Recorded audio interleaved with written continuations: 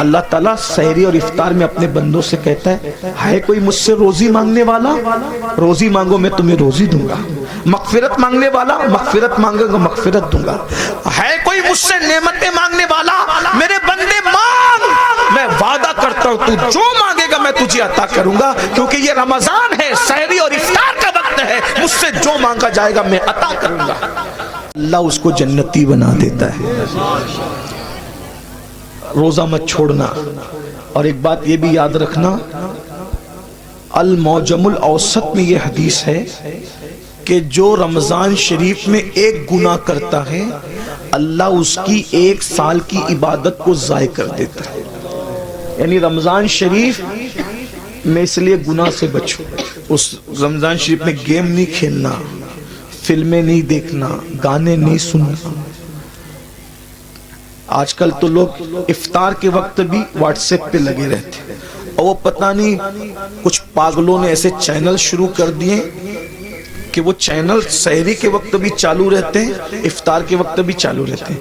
اچھا ٹھیک ہے بھائی، چینل تم چلاؤ، جو ہے وہ اس میں دن بھر تقریریں کرو، سحری افطار میں لوگوں کو رونے دھونے دو، عبادت کرنے دو، اللہ سے جڑنے دو، اور پھر ان چینلوں کے اوپر عورتیں بھی بیٹھی ہوتی ہیں، مرد بھی بیٹھے ہوتے ہیں، اور رمضان ٹرانسمیشن چلتا رہتا ہے۔ وہ کیسے بے غیرت مولوی ہے جو عورتوں کے ساتھ افطار کے وقت بے پردہ بیٹھتے ہیں؟ کوئی ان کو روکنے والا نہیں، کوئی ٹوکنے والا نہیں، عورتوں کے ساتھ بیٹھتے ہیں۔ غور تو فرمائے، کوئی دین دھرم ہے؟ عورتوں کے ساتھ بیٹھ کے تم دین سکھاؤ گے؟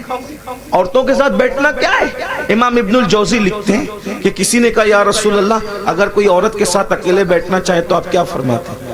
آقا فرماتے ہیں نہیں بیٹھنے کی اجازت ہے۔ کہا اگر عورت نیک ہو اور مرد نیک ہو؟ تو آقا فرماتے ہیں عورت اگر مریم جیسی نیک ہو اور مرد یحییٰ جیسا نیک ہو اور دونوں قرآن سیکھنے سکھانے کے لیے بیٹھیں تو بھی میں ان کو بیٹھنے کی اجازت نہیں دیتا۔ کون مریم ہے؟ سنگھار کر کے بے پردہ منہ کھول کر، پہلی بات کوئی شریف عورت اس طرح آئے گی؟ اب یہ عورتیں ہمیں دین سکھائیں گی، چینلوں پہ آ کے عورتیں دین سکھائیں گی، اور تمہیں بھی غیرت نہیں آتی افطار کے وقت روزے کی حالت میں عورتوں سے دین سیکھتے بیٹھے؟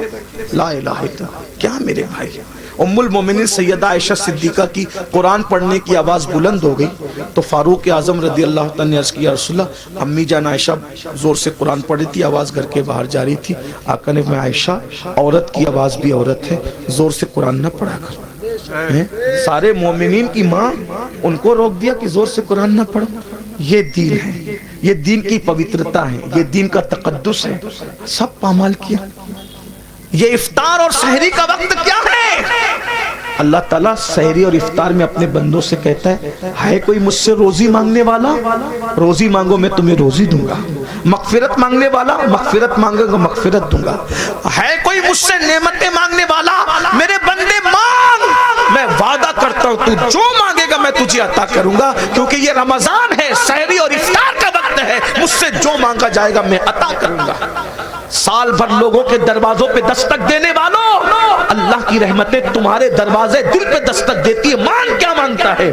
اس وقت تو نہیں مانگتے، پھل کاٹتے رہتے، ادھر ادھر باتیں کرتے رہتے، بھنکس بازی کرتے رہتے، واٹس ایپ پہ لگے رہتے، فیس بک۔ میرے بھائی رمضان شریف کا فائدہ اٹھا لو۔ آقا فرماتے ہیں جس کو رمضان شریف ملے اور وہ اپنی بخشش نہ کروا لے وہ اللہ کی رحمت سے محروم ہو جائے، دور ہو جائے، اللہ کی رحمت سے دور ہو جائے۔ جس کو ماں باپ ملے اور وہ جنتی نہ بن جائے وہ اللہ کی رحمت سے دور ہو جائے۔ محفل میں درود پڑھا، محفل میں ذکر رسول کیا جائے اور حضور پہ درود نہ پڑھا جائے وہ اللہ کی رحمت سے دور ہو جائے۔ حضور نے جمعہ کے وقت خطبے کے لیے جاتے ہوئے ممبر پر سیڑھیوں پہ قدم رکھتے ہوئے یہ دعائیں کی تھی، اور آپ کی دعا پہ جبریل نے آمین کہا تھا۔ اس لیے رمضان شریف میں کوشش کرو روزے رکھنے کی۔ جو ایک روزہ چھوڑ دے رمضان شریف کا، صرف ایک روزہ، پوری زندگی روزہ رکھتا رہے، ایک رمضان شریف کے روزے کی فضیلت کو نہیں پا سکتا۔ اس لیے روزہ رکھو۔ کچھ لوگ کیا کہتے ہیں، مولانا ہم کام کرتے ہیں، بیمار ہے، یہ وہ، یاد رکھنا روزے سے کبھی بیماری نہیں بڑھتی، کہ اللہ کے رسول فرماتے ہیں روزہ رکھو صحت مند ہو جاؤ۔ آج کی جو جدید تحقیق تو آتی رہے گی، لیکن جدید تحقیق کیا کہہ رہی ہے پتہ ہے؟ جدید تحقیق کہہ رہی ہے جتنا بھوکے رہو گے اتنا صحت مند رہو گے۔ یہ جو فاسٹنگ واسٹنگ کے جو چکر سب ڈاکٹر لوگ بیان کر رہے ہیں، یہ آج بیان کر رہے ہیں، میرے نبی نے 1450 سال پہلے بیان کیا۔ ایک مرتبہ ایسا ہوا میری امی کی ہاتھ کی ہڈی ٹوٹ گئی، تو میں امی کو آپریشن کروانا تھا، تو میں گیا، تو مالیگاؤں میں ایک ڈاکٹر ہے، جین ڈاکٹر، وہاں آپریشن تھا امی کا، تو میں گیا تو لوگوں نے بتایا کہ یہ جو ہے وہ فنا ہے، تو اس نے اپنے کیبن میں بلایا، تو کیبن میں بلا کر کے بٹھایا، تو اس نے کہا اپنے جو اس کا دواخانے میں جو بندہ تھا اس کو بلا کہا کہ پانی لاؤ، چائے لاؤ سر کے لیے، تو میں نے کہا کہ ہم پانی نہیں پیئیں گے، چائے بھی نہیں پیئیں گے، تو کہا کیوں؟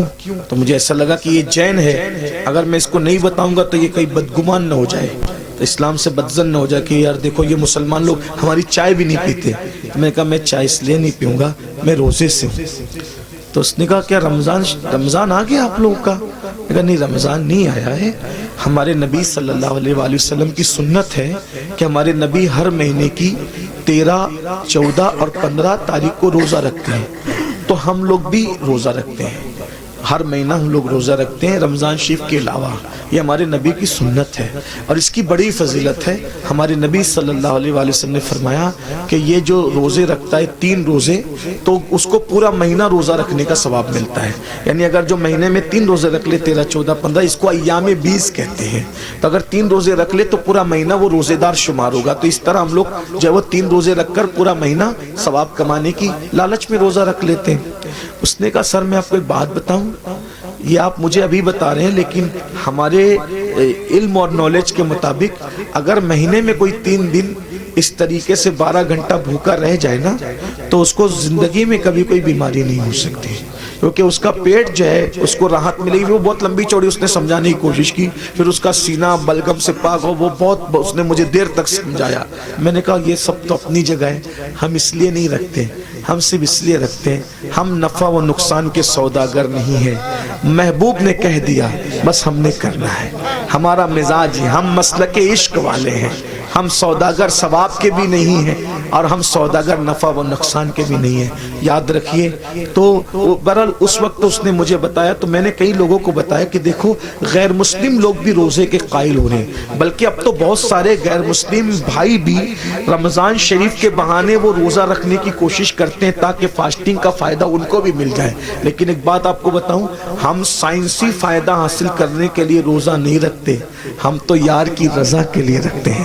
اور میرا اللہ فرماتا ہے، آئے ہائے کیا بات کہی میرے اللہ نے، اللہ فرماتا ہے روزہ میرے لیے ہے اور میں ہی اس کی جزا ہوں، یعنی ہر نیکی کا ثواب ہوگا اور روزے کی اجر کیا ہے؟ ذات الہی کا دیدار ہوگا۔ اسی لیے آقا فرماتے ہیں روزے دار کو 2 خوشی ہے، 2 خوشی کیا؟ ایک افطار کے وقت اور لقائے رحمان کے وقت، یعنی اللہ کا دیدار نصیب ہوگا روزہ داروں کو، اللہ جنت میں روزہ داروں سے بے حساب ملے گا، بے حساب ان کو اپنا دیدار، اور بے حجاب اللہ ان کو اپنا دیدار عطا فرمائے گا، بے حجاب، بے پردہ۔ سوچو تو صحیح، جب اس کا نبی اتنا خوبصورت ہے تو اتنے خوبصورت نبی کو بنانے والا خدا کے حسن و جمال کا عالم کیا ہوگا؟ جب اس کا یوسف اتنا خوبصورت ہے تو یوسف کو بنانے والے خدا کے حسن و جمال کا عالم کیا ہوگا؟ کیا مزہ آئے گا جب اپنے اللہ کا جنت میں دیدار کریں گے۔ لیکن کون کرے گا؟ جو جنت میں جائے گا، جو جنت میں جائے گا ہی نہیں اس کا کیا حال ہوگا؟ اس لیے توبہ کیجئے، توبہ کے دروازے کھلے ہوئے، استغفار کیجئے، اللہ کو منائیے، اللہ کو راضی کیجئے، اللہ سے صلح کیجئے۔ دیکھو اگر آخرت کی تیاری کرو گے تو بھی دنیا سے جانا ہے، نہیں کرو گے تو بھی دنیا سے جانا ہے، اللہ ناراض رہے گا، ہڈیاں بھی قبر میں پگھل جائے گی، کیڑے کھا لیں گے، سانپ بچھو ڈسیں گے، اور قیامت تک جو وہ سانپ بچھو ڈستے رہیں گے۔ اور اگر اللہ کو راضی کر لیا کفن بھی میلا نہیں ہوگا انشاءاللہ، کفن بھی میں اللہ کو راضی کر لو، روزے رکھو، فرائض واجبات پر عمل کرو، آج سے پہلے جو ہوا اس سے توبہ کر لو۔ اللہ تعالیٰ ہم سب کو توفیق عطا فرمائے۔ ہم سب توبہ کرتے ہیں سب مل کے، زندگی بدلیں گے انشاءاللہ۔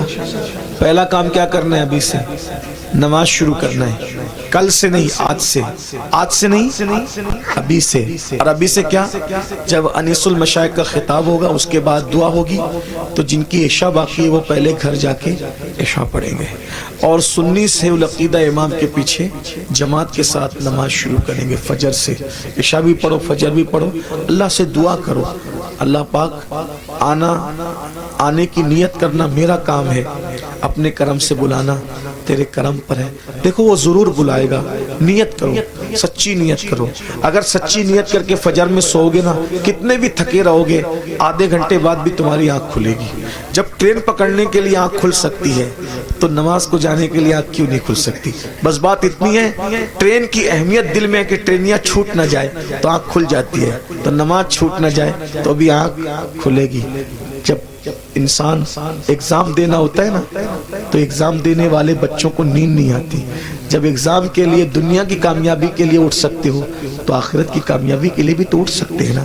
جس دن نماز کی اہمیت پتہ چل گئی اس دن انشاءاللہ ہمیں کسی کو اٹھانے کی ضرورت نہیں پڑے گی، ہم خود اٹھیں گے۔